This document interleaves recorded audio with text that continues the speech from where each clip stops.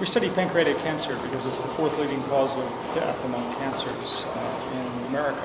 Actually, it's a big problem worldwide too. It's fourth or fifth in most countries.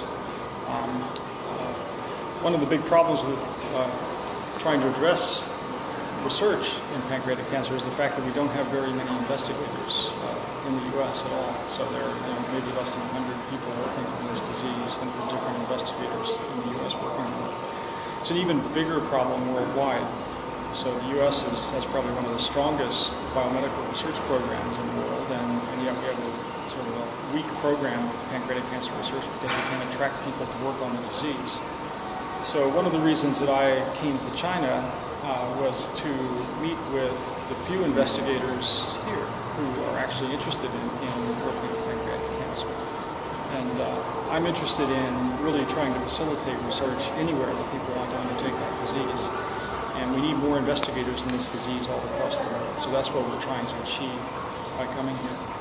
Some examples of the sorts of individuals that we met with because of contacts that have been made at UNMC before include one investigator named Bo Han. Bo Han actually came to UNMC as an MD Ph.D. student.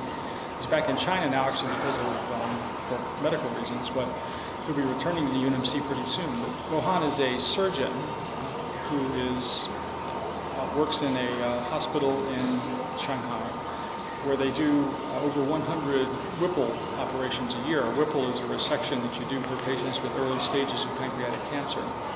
They do a lot of other pancreatic surgeries there too at that hospital. And so one of the things that they've been able to do is to put together a large resource of tissues, and they would be interested in capturing more of those tissues going forward and actually undertaking research on that, but they don't really they need help in direction and doing the most current sorts of research techniques on those tissue samples that they can get. And so we're interested in trying to facilitate that entire process.